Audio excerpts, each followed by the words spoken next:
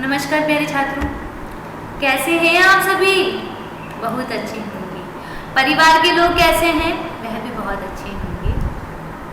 खुद का ख्याल रखिए, परिवार के लोगों का ख्याल रखिए। माता पिता गुरुजन सबका सम्मान कीजिए, उनका आदर कीजिए। चलिए आगे चलते हैं। अब तक हम 13 पाठ कंप्लीट कर चुके हैं। आज हम चतुर्दशः पाठ है अर्थात 14 पाठ आर्यभट्ट जी पर आते हैं। आर्यभट्ट भारतवर्ष की अमूल्य निधि है ज्ञान विज्ञान की सुदीर्घ परंपरा।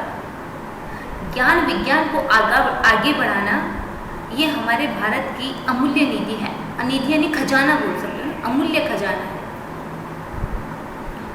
आपको हम पूर्व में बता चुके हैं, चाहे चिकित्सा क्षेत्र हो, चाहे विज्ञान का क्षेत्र हो, तकनीकी का क्षेत्र हो, नृत्य हो, गायन विधि हो, ये योग विधि हो, ये जो अनेकों को आज हम इतना उभर उभर के देख रहे हैं ना, ये सब प्राचीन काल में ही लिखे जा चुके हैं। पतंजलि के योग शास्त्र से योग निकल कर आ रहा है, चरक संहिता से ये चिकित्सा क्षेत्र निकल के आया है। आर्यभट्ट जी द्वारा गणित की रचना की गई है। हिंदी भाषा कहीं ना कहीं हमारी संस्कृत भाषा से निकल कर आई है। नृत्य कला इत्यादि के बारे में भरत जी के नाट्य शास्त्र में हम ज्ञात करते हैं। नाट्य शास्त्र में तो इवन मकान बनाने की तरीका जो होता है, ये जो आप देखते हैं फिल्म सिनेमा हॉल होता है, तो उसमें कहाँ मंच होना चाहिए, कितनी सीढ़ियाँ होनी चाहिए, किस तरह का स्पेस होना चाहिए, कितनी उसके आकार चौड़ाई इत्यादि बनाने, ये सब हमारे भरत जी के नाट्य शास्त्र नामक ग्रंथ में प्राप्त होता है।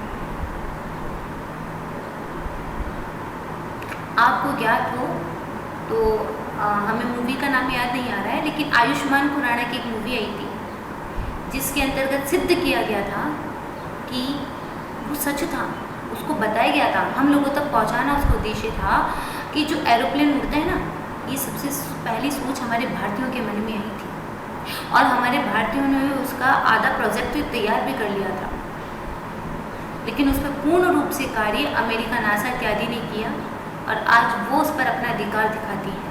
गलत। हर क्षेत्र में भारतवर्ष आगे था, आगे है और आगे रहेगा। आप वो देखिएगा मूवी, हमें मूवी का नाम याद नहीं है।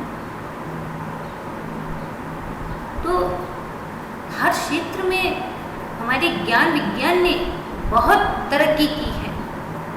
इस परंपरा को संपोषित किया प्रबुद्ध मनीषियों ने विद्वान होते हैं।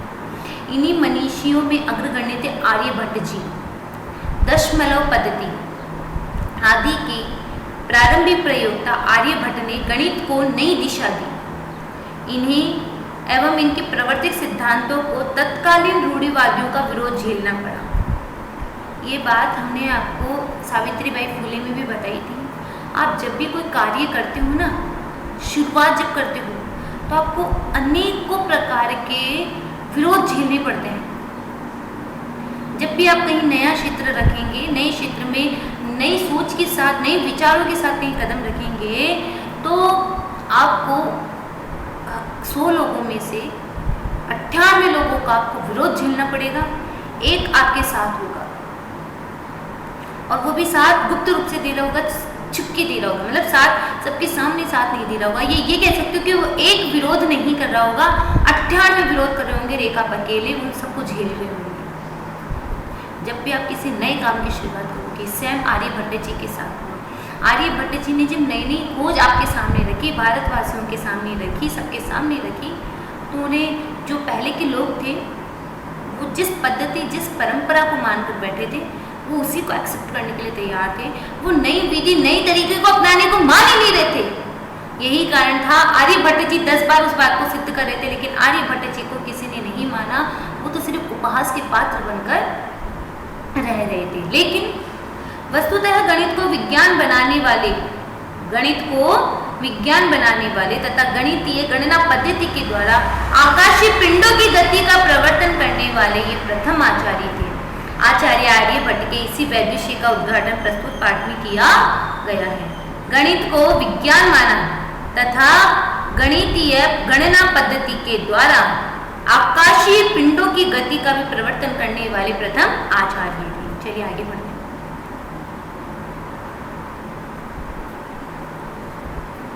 पूर्व दिशायां उदेति सूर्य, पूर्व दिशा में उदित होता है सूर्य, पूर्व दिशा से निकलता है सूर्य। सूर्य पश्चिम दिशाया च अस्तम गच्छति, और सूर्य पश्चिम दिशा में अस्त हो जाता है। यही बोलते हैं ना, आज सूरज कहाँ से निकल आया? सूरज पूरब से ही निकलता है, पश्चिम में अस्त हो जाता है। उत्तर दक्षिण पूर्व पश्चिम, पूरब से निकलता है और पश्चिम में जाके लुप्त हो जाता है। ठीक है। इति दृश्यते ही लोके, लोके यानी संसार में, इति यानी इस प्रकार, दृश्यते ने देखा जाता है। संसार में यही देखा जाता है कि उदेति सूर्य है, सूर्य उगता है पूर्व दिशायाम, पूर्व दिशा से, पश्चिम दिशायाम च अस्तम गच्छति, और पश्चिम दिशा की ओर अस्त हो जाता है। परंतु न यानी नहीं, अनेन यानी इसके द्वारा, अबोध्यम अस्ति जानना, अबोध यानी ज्ञात करना, जानना, अस्ति यानी है, यत यानी कि, सूर्य यानी सूर्य, गतिशील यानी गतिशील, इति यानी इस प्रकार। परंतु इसे यह नहीं जानना चाहिए कि सूर्य गतिशील है। भाई सूर्य पश्चिम में अस्त हो रहे हैं, पूरब से उगते हैं, इसका मतलब ये नहीं कि सूरज जी घूम रहे हैं। सूरज जी उग रहे हैं तब तो निकल कहाँ से रहे हैं? पूरब से निकल रहे हैं, फिर वो घूम घुमा के पश्चिम दिशा में डूब रहे हैं। यह जानना, अबोध्यम अस्ति यानी इस प्रकार मानना कि सूर्य गतिशील है, न यानी नहीं, इस प्रकार नहीं जानना चाहिए कि सूर्य गतिशील है। सूर्य अचल है, सूर्य अचल है। पृथ्वी ही चला, पृथ्वी चलने वाली है। या यानी जो, स्वर्गीय यानी अपने ही, अक्षय यानी अक्ष पर, घूर्णति यानी घूमती है, इति यानी इस प्रकार, साम्प्रतम यानी इस समय, सुस्थापित यानी स्थापित किया गया है, सिद्धांत है यानी सिद्धांत। सूर्य तो अचल है, अचल यानी स्थिर रहता है, सूर्य स्थिर रहता है और पृथ्वी अपने ही अक्ष पर घूमती है। यह सिद्धांत इस समय सिद्ध हो चुका है, यह स्थापित किया जा चुका है। सूर्य अचल है, सूर्य स्थिर, सूर्य स्थिर है, पृथ्वी चला और पृथ्वी चलायमान है। या यानी जो स्वर्गीय अक्ष अपने ही अक्ष पर घूमती घूमती है, इस प्रकार सांप्रतम सुस्थापित सिद्धांत है। आज इस समय यह सिद्धांत सुस्थापित हो चुका है। सिद्धांत अयम, सिद्धांत है यानी सिद्धांत, अयम यानी यह है, अयम इदम इयम, अयम पुल्लिंग, इदम नपुंसकलिंग, इयम स्त्रीलिंग। सिद्धांत अयम विसर्ग संधि है। प्राथम्येन, प्रारंभ से ही, येन जिसके द्वारा, प्रवर्तित, अयम यानी यह, सिद्धांत है यानी सिद्धांत, प्राथम्येन प्रथम बार, येन यानी जिसके द्वारा, प्रवर्तित यानी लाया गया, यह सिद्धांत प्रथम बार जिसके द्वारा लाया गया, स आसित वह था, महान गणितज्ञ, महान गणितज्ञ, गणित यानी गणितज्ञ यानी जानने वाले, महान गणित को जानने वाले, ज्योतिर्विज्ञ, ज्योतिष विज्ञान को जानने वाले आर्यभट्ट है यानी आर्यभट्ट। यह सिद्धांत, कौन सा सिद्धांत? कि पृथ्वी तो क्या है, चलायमान है और सूर्य स्थित है। इस सिद्धांत को सर्वप्रथम लाने वाले थे सिद्धांत अयम, यह सिद्धांत प्राथम्येन सर्वप्रथम जिसके द्वारा लाया गया वह थे महान गणितज्ञ ज्योतिर्विद च आर्यभट्ट, वह थे महान गणितज्ञ और ज्योतिष आर्यभट्ट, ज्योतिष को जानने वाले और गणित को जानने वाले आर्यभट्ट जी। पृथ्वी स्थिरा वर्तते, पृथ्वी स्थिर है, पृथ्वी स्थिर है, इति इस प्रकार की परंपरा प्रचलिता, प्रचलित, रूढ़ी यानी प्राचीन, रूढ़ी बोलते जो प्राचीन कला से, प्राचीन से चली आ रही, तेन उसका प्रत्यादिष्ट है, प्रत्यादिष्ट यानी खंडन किया, उसका खंडन किया। पृथ्वी स्थिर है, इस प्रकार की प्रचलित प्राचीन परंपरा का टेन यानी आर्यभट्ट जी के द्वारा प्रत्यादिष्ट यानी खंडन किया गया। पृथ्वी स्थिर है, कि जो प्राचीन काल से चली आ रही है कि पृथ्वी की चारों ओर सूरज जी चक्कर काटते हैं, इस परंपरा का सर्वप्रथम खंडन आर्यभट्ट जी के द्वारा किया गया। आई होप यू क्लियर, आपको समझ में आ गया होगा कि प्राचीन काल में माना जाता था कि हम पृथ्वी पे बैठे हैं, पृथ्वी तो स्थिर है, हम सूरज जी को घूमते हुए देख रहे हैं, कभी सूरज जी पूर्व दिशा में, कभी सूरज जी पश्चिम दिशा में, निकलते पूर्व दिशा से और जाते अस्त होते हैं पश्चिम दिशा में। अर्थात हम स्थिर हैं, पृथ्वी स्थिर है और घूम कौन रहे हैं, सूर्य भगवान घूम रहे हैं। लेकिन इस परंपरा का खंडन हमारे महान विद्वान गणितज्ञ ज्योतिष विज्ञ आर्यभट्ट जी ने कहा। आर्यभट्ट जी ने कहा कि सूर्य स्थिर है, पृथ्वी चलायमान। सूर्य अपनी जगह पर ही स्थित है, चक्कर तो पृथ्वी काट रही है अपने ही अक्ष पर। पृथ्वी अपने ही अक्ष पर चक्कर काट रही होती है, सूर्य तो वहीं की वहीं स्थित है। तेना उदाहर्यत, उनके द्वारा उदाहरण दिया गया कि गतिशीलायाम, गतिशील, नौकायाम, नौका में उपविष्ट है यानी बैठकर। उन्होंने आर्यभट्ट जी के द्वारा उदाहरितम यानी उदाहरण दिया गया यत की गतिशीलायाम, गतिशील, नौकायाम, नौका में, उपविष्ट है यानी बैठे हुए, मानव है यानी मानव, प्रचलित यानी प्रचलित, क्षमता, मानव है यानी मानव, नौकाम यानी नौका में, स्थिरम यानी स्थिर, अनुभवती यानी अनुभव करते हैं। पुनः वदामि, तेना, उनके द्वारा, आर्यभट्ट जी के द्वारा उदाहरितम, उदाहरण दिया गया यत की गतिशीलायाम, गतिशील, नौकायाम, नौका में, गतिशील नौका में, उपविष्टः बैठे हुए, मानव है यानी मानव, नौकाम यानी नौका में, स्थिरम अनुभवती यानी स्थिरता को अनुभव करते हैं। अन्यान तथा दूसरे, च यानी और, पदार्थान यानी पदार्थों की, गतिशीलान यानी गतिशीलता को, अवगच्छति यानी देखते हैं। उन्होंने कहा, उदाहरण दिया कि गतिशील यानी चलती हुई नौका में बैठा हुआ मानव नौका को तो स्थिर समझता है और अन्य पदार्थों को गतिशील मानता है। नौका क्या है? पृथ्वी। नौका क्या है? पृथ्वी। हम नौका के ऊपर बैठे हैं, नौका चल रही होती है। चल कौन रही होती है नदी में? नौका। लेकिन हम खुद तो स्थिर रहते ना, हमें चलता हुआ क्या दिखाई देता है? पानी, पेड़ पौधे, पर्वत, ये हमें चलते हुए दिखाई देते हैं। जबकि वास्तविकता ऐसे थोड़ी ना है। आप एक जगह बैठे हो, इसका मतलब ये थोड़ी ना है कि आप नहीं चल रहे और आपको पेड़ पौधे आपके साथ चलते हुए दिखाई दे रहे हैं, या आपको ऐसा लग रहा है कि पेड़ पौधे चल रहे हैं, तो मतलब पेड़ पौधे थोड़ी ना चल सकते हैं, नहीं चल सकते ना।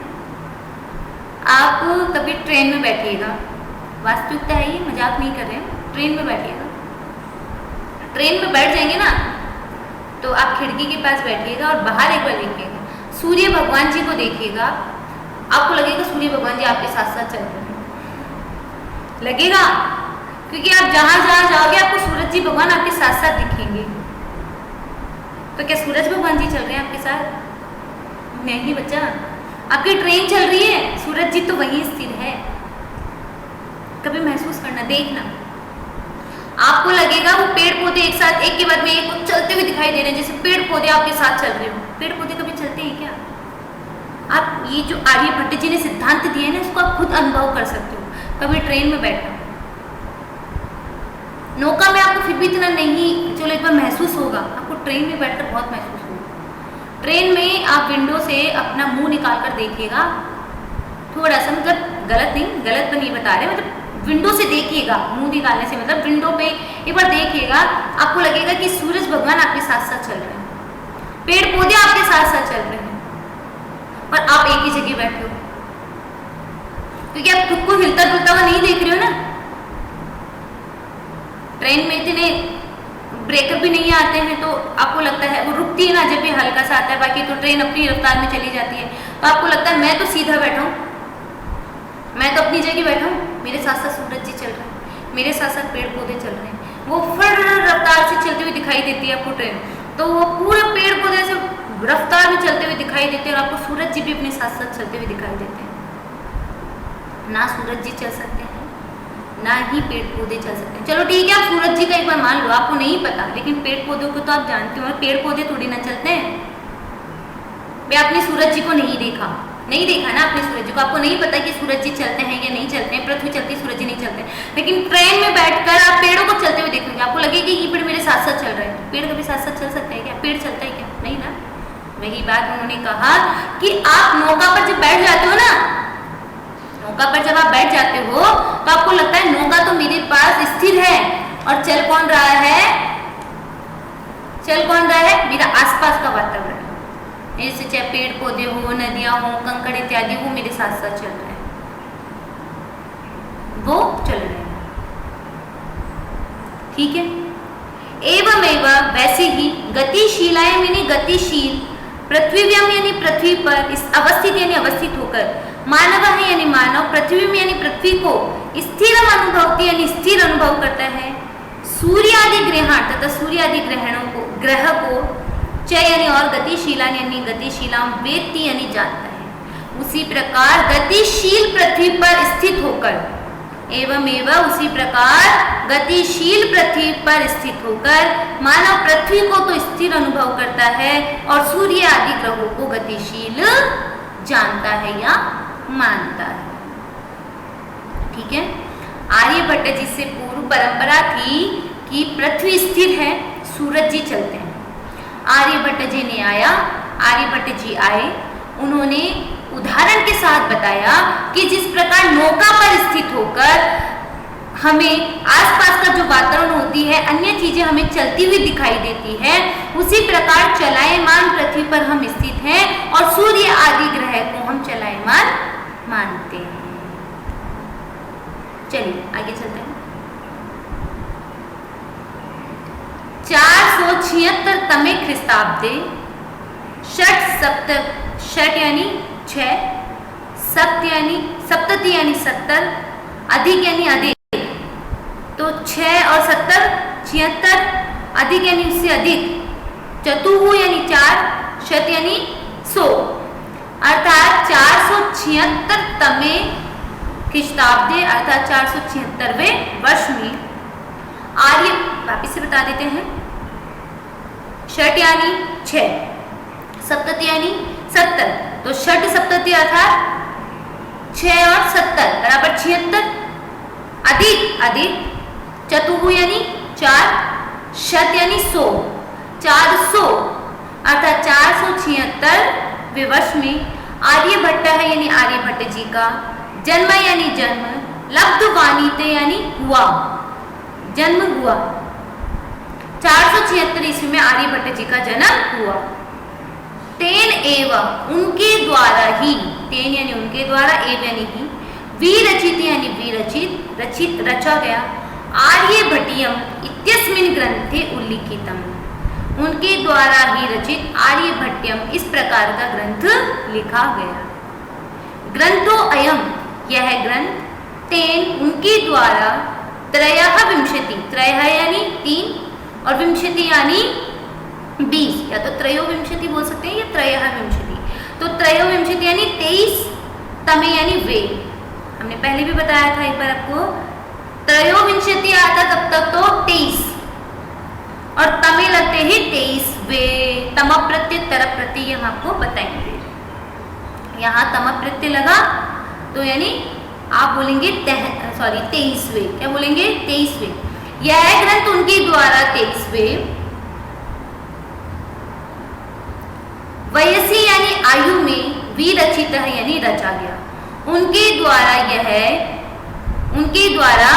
यह 23वें वर्ष में रचा गया। यह उनके द्वारा 23वें वर्ष में रचा गया। यह उनके द्वारा 23वें वर्ष में रचा गया। ऐतिहासिक स्रोतों के द्वारा ज्ञात यानी ज्ञात होता है। यह यानी कि पाटलिपुत्रम यानी पाटलिपुत्र के, निक्षा यानी पास में, आर्यभट्ट से यानी आर्यभट्ट की, वैद्यशाला यानी वैद्यशाला, आसित यानी थी। ऐतिहासिक स्रोतों से ज्ञात होता है कि पाटलिपुत्र के पास में आर्यभट्ट की वैद्यशाला थी। अनेन इस प्रकार इदम यानी यह, अनुमीयत यानी अनुमान ज्ञात किया जाता है। यत यानी कि तस्य है यानी उनकी, कर्मभूमि ही यानी कर्मभूमि, पाटलिपुत्रम एवं आसित यानी पाटलिपुत्र थी। ऐतिहासिक स्रोतों से ज्ञात होता है कि पाटलिपुत्र के पास आर्यभट्ट जी की वैद्यशाला थी।